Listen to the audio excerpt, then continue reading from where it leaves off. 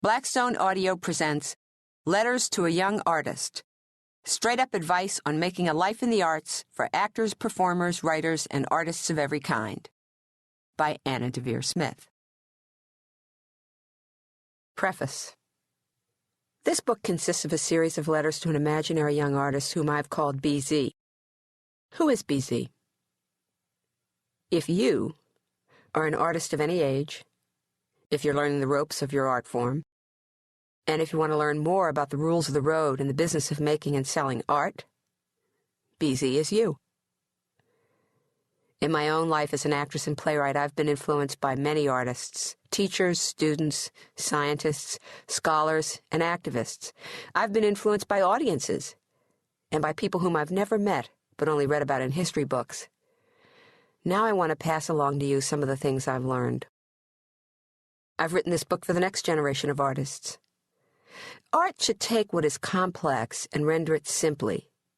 It takes a lot of skill, human understanding, stamina, courage, energy, and heart to do that. It takes, most of all, what a great scholar of artists and educators, Maxine Greene, calls wide awakeness to do that. I am interested in the artist who is awake, or who wants desperately to wake up.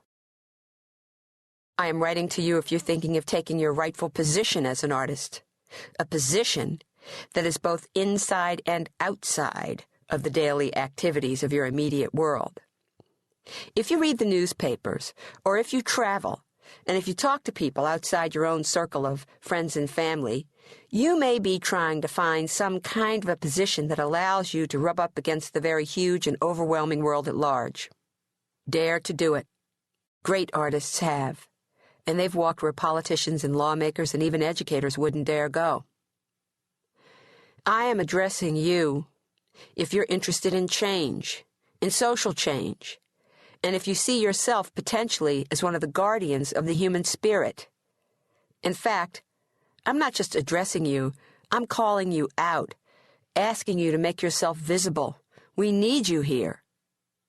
Maybe you're in 9th grade and trying to get a group together to make a musical at your school, or are at a school with no arts program whatsoever, or are in your bedroom with the door shut in a small town somewhere where everyone thinks you're weird. Maybe you're in a claustrophobic dorm room in college, or in an MFA program feeling kind of low because of the competition after a long day with a disturbing critique. Maybe you've just arrived in New York, or LA, or Paris, or Buenos Aires, or Shanghai, one of the many arts capitals of the world, and you just need a way of getting focused or calming down in this new place. I'm writing to you. And maybe you have the good fortune to go to a private school with a fantastic arts program with everything anyone could possibly need and a really neat chorus director. Yes, I would like to talk to you, too. Maybe you're in a field someplace looking up at the sky like the great poet Edna St. Vincent Millay must have been when she wrote her extraordinary poem, Renaissance.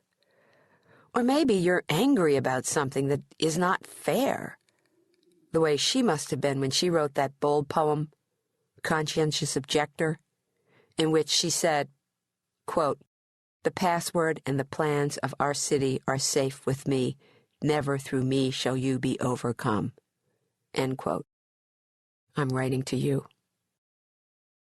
I'm writing to you if you just plain like to sing, the way my 8-year-old niece does in the back of her parents' car as they drive along the Arizona highways under those extraordinary stars, singing in perfect pitch and with an amazing sense of rhythm to anything that happens to be coming out of the sound system.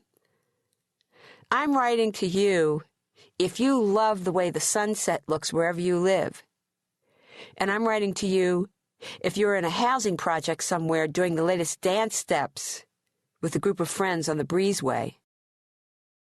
I'm writing to you if you're far enough along that you are already making art somewhere, like my friend the painter Ellen Gallagher, who told me she went to Africa and plopped herself down in the middle of the road and started drawing and attracted a crowd. And I'm writing to you if you would like to go to Africa, or Southern Asia, or Latin America, or to a rural town on the Mississippi Delta, or anywhere in the world where you think you could use your art to draw people together and to make a difference in their lives. When I put this book together, I decided to arrange the letters, not chronologically, but more or less according to certain topics that tend to emerge when artists talk shop to one another.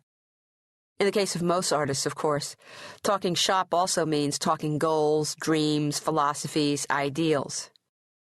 I know that dreams motivate us, but I believe it is your vision, as well as your dreams, that will make you an artist, perhaps even a great artist.